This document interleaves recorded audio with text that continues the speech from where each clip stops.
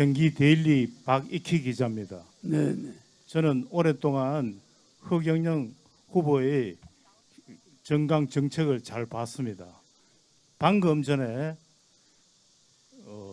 국민의당 안철수 후보와 단일화를 제안하셨는데 지금 야권에서는 정권 교체를 아주 희망을 하고 있습니다. 그렇다면 그 단일화를 하고 난 다음에 또 국민의힘당 후보와 또 단일화를 하는 건지 안 그러면 별도로 출마를 하는 건지 그게 궁금합니다. 그에 대해서 답변해 주시기 바랍니다. 전번에 내가 기자회견 할 때 말씀했듯이 여야 어느 당과도 저는 문호를 활짝 열고 안철수와 한 사람이 뽑히면 또 여당이나 야당의 대선 후보와 경선할 수가 있습니다. 그래서 국민의당 후보와도 경선할 수 있죠. 어떤 당과 허경영과 통합을 원하는 당이 있으면 언제든지 문호는 열어놓고 할 것입니다. 저는 글로벌 뉴스통신 발행인 권혁중입니다. 네, 반갑습니다. 이 장소는 권율 장군의 의미 있는 사적지입니다. 네. 현재 이순신 장군은 지금 직급으로 말하면 해군 참모총장이고 권율 장군은 지금 직급으로 말하면 합참의장 직급입니다. 네. 초헌관이 현재 권율 장군 행사에는 고양시 시장이 옵니다. 1급 공무원이 옵니다. 그런데 이순신 장군 행사에는 문화관광부 장관이나 대통령이 직접 갑니다. 혹시 허경영 대표께서 대통령이 되신다면 이런 격상할 수 있는 부분을 권율 장군 부분에 대해서 견해를 나는 이순신 장군도 강화문에 동상이 있죠. 그러나 이순신 장군은 행주 대첩이 아닌 한산 대첩, 한산 대첩의 공이 세계 전쟁사에 처음 있는 일로 세계 3대 대첩으로 기록이 되어 있습니다. 그래서 이순신 장군의 예우를 우리가 계급을 떠나서 그 당시 한산 대첩이나 이럴 때는 그 계급을 떠나서 해군의 수장이지만 국가에서 그 많은 예우를 하고 있는 걸로 알고 있습니다. 그러나 권율 장군도 덕장, 지장, 용장으로서 수원 전투나 또 이 수원의 세마 전투, 세마 산성에서 그 지혜롭게 해서 또 왜군을 물리치고 또 행주 산성에서 3만 명의 왜군을 물리치는데 부녀자를 동원하고 성군을 동원하고 관군의 힘만으로 했으면 패할 수도 있는 전투에 그 덕이 있는 장군이다 보니 많은 사람들이 권율 장군을 도왔다는 거 세계 전쟁사에 유례가 없습니다. 부녀자들이 자기 목숨을 걸고 돌멩이로 적을 무찌른 나라는 우리나라밖에 없습니다. 그렇기 때문에 권율 장군의 덕, 권율 장군의 지혜, 권율 장군의 용기를 우리는 거울 삼아서 여기에 앞으로 행사 때는 대통령이나 총리가 이순신 장군 노예와 똑같이 국가에서 예우를 하도록 바꾸겠습니다. 그리고 또 하나는 우리가 역사 교육이 수도권에 많은 학생들이 중고등학생들이 있는데 이 행주산성은 가깝습니다. 그런데도 우리는 너무 과외 공부에 치중한 탓으로 이 행주산성을 많은 학생들이 방문하지 않는 것 같아요. 그래서 국가에서 이 한산 쪽은 서울 경상남도나 전라남도 쪽은 이순신 장군 쪽으로 젊은이들이 많이 가지만 이쪽은 충북권 이북은 이 한산 대첩이 아닌 행주 대첩, 이것을 역사 교육에 많이 이용하도록 여기를 탐방하도록 하겠습니다. 조 기자님, 충청투데이 국회 출입기자 이환구입니다. 안녕하세요. 대선 예, 출마 선언을 반갑습니다. 축하드립니다. 반갑습니다. 지금 이제 제가 요즘 시대의 화두인 공정의 가치를 대통령이 되시면 어떻게 세우실 건지 한 말씀만 부탁드리겠습니다. 대통령은 긴급 재정 명령권이 있습니다. 국회의원이 야당이 지금 여당이 180명이나 되고 또 국민의힘의 당에 있지만 제가 대국회는 없이 대통령 돼서 어떻게 1억을 주냐? 2달 안에. 대통령의 긴급 재정 명령권은 국회를 통과할 이유가 없습니다. 먼저 시행하고 나중에 처리하는 겁니다. 그래서 대통령의 긴급 재정 명령권으로 2,000조를 양적 완화해서 2달 이내에 18세 이상 모든 국민에게 1억씩을 주어서 코인이나 각종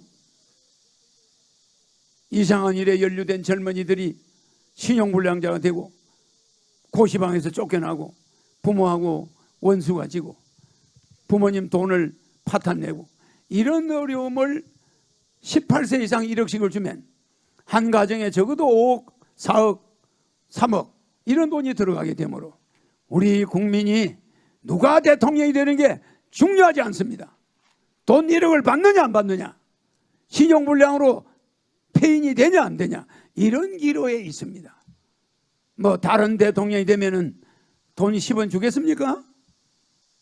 국가혁명당 대통령 당선자는 대통령 긴급 재정 명령권으로 일단 국민들의 긴급한 코로나로 인한 직장에 쫓겨나고 600만 소상공인들이 파산하는 이런 지경을 근본적으로 해결해 내겠습니다.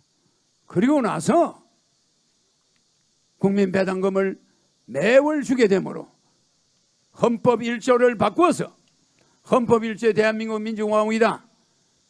이 헌법 1조는 저 130조로 뒤로 돌리고 헌법 1조에는 대한민국 국민은 누구나 매월 150만 원의 국민 배당금을 받는다.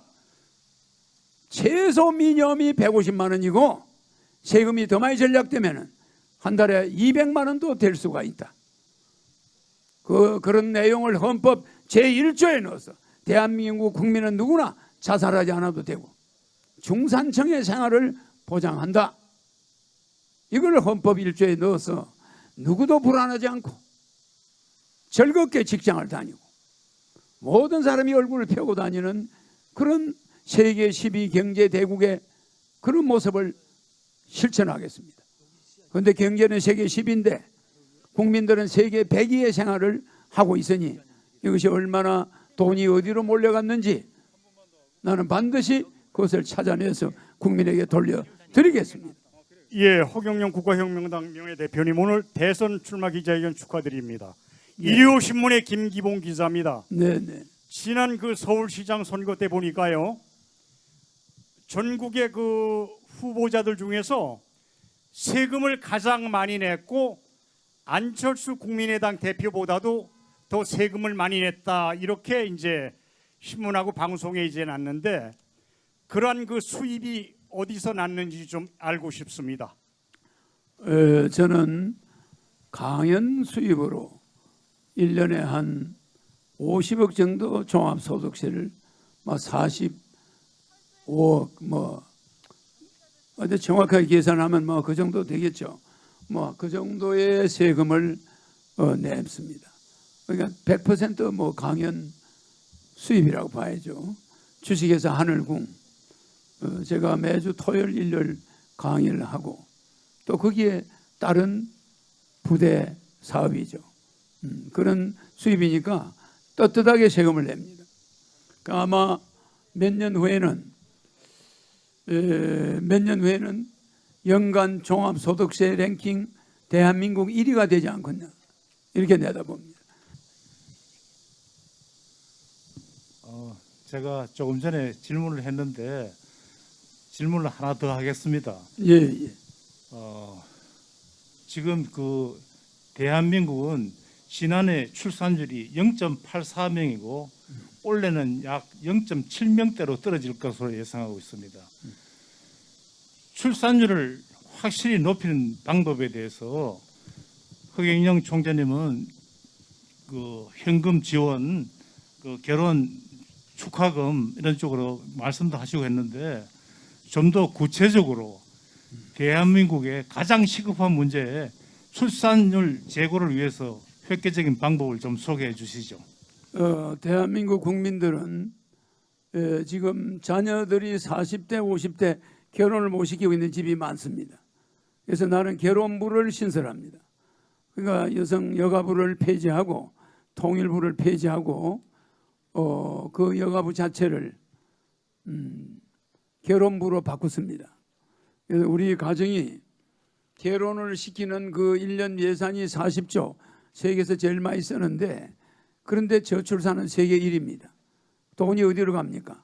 산모한테 전달되지 않습니다. 엉뚱한 데 전용되는 거예요. 그래서 이런 정치 예산, 무슨 대통령 나가는데 500억씩을 줍니까? 여야 후보한테. 이런 나라는 세계에서 우리밖에 없어요.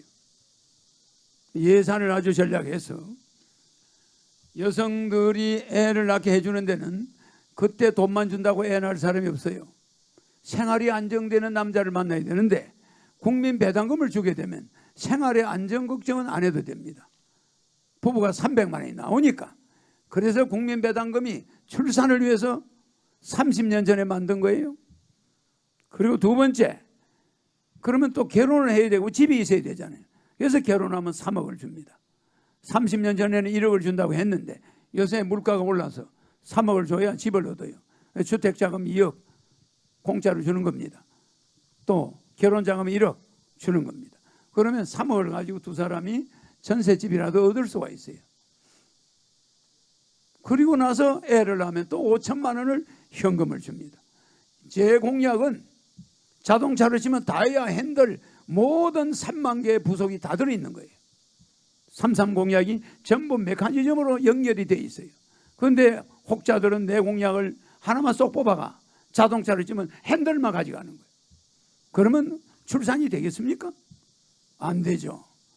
말하자면 내 공약은 하나에서부터 33가지가 쫙 연결이 돼 있어서 그것이 국민 배당금이 결국 출산율에 영향을 줘요. 국민 배당금이 또 결혼하면 1억이 결혼하면 3억 주는 것이 출산율에 영향을 줍니다. 애 낳으면 5천만 원 주는 게 출산율에 영향을 줍니다. 근데 애들 우유값 준다고 애 낳습니까? 단칸방에서 쫓겨나는 신세인데 생활비가 없는데 이런 정치인들을 보면서 속이 뒤집어져요. 국민을 뭘로 하는 거예요? 국민들은 생활이 안정이 될 때 여성이 결혼도 하고 애도 낳는 거예요. 그래서 연애도 해야 되니까 연애 비용도 매월 20만 원씩. 결혼 안 한 사람은 나이가 80이라도 연애 비용이 나와요. 혼자 된 사람들은 전부 연애 비용이 나옵니다. 독신들은 한 달에 20만 원씩. 그러니까 연애 비용 주죠. 생활비 150만 원씩 주죠. 그렇죠. 결혼하는데 3억 주죠. 애 낳으면 5천만 원 주죠. 이래도 결혼을 할까 말까 망설여요. 왜? 너무나 취직하기 어렵고 생활이 어려우니 이런 세상에 딸내미 아들내미 낳아놨다가 얼마나 많은 사람한테 박해를 받으며 버림받을까 걱정스러워서 애 안 낳습니다. 엄마 지금 내 집 앞에 다 왔어 했는데 골목에서 납치돼가지고 어디론가 가버려요. 평생 연락이 안 끊겨버려요. 이렇게 죽은 여성이 한 1년에 소식 끊긴 여자가 1년에 5천여 명입니다. 이런 나라에 딸을 하나 낳는다, 아들 하나 낳는다. 치안 문제까지도 완벽하게 만들어줄 때 자식을 낳을 수 있는 겁니다. 그래서 저는 숟가락 몽댕이에서부터 딸의 안전까지 죽을 때까지 보장해주는 나라, 그렇게 믿고 맡겨놓을 수 있는 나라, 세계에서 제일 안전한 나라 대한민국을 여러분한테 만들어주려고 대통령이 나온 겁니다. 기자회견 행사를 모두 마치겠습니다. 장시간 함께해 주신 기자 여러분과 행사 참석자 여러분에게 이 자리를 빌어서 깊은 감사의 말씀을 드립니다. 감사합니다.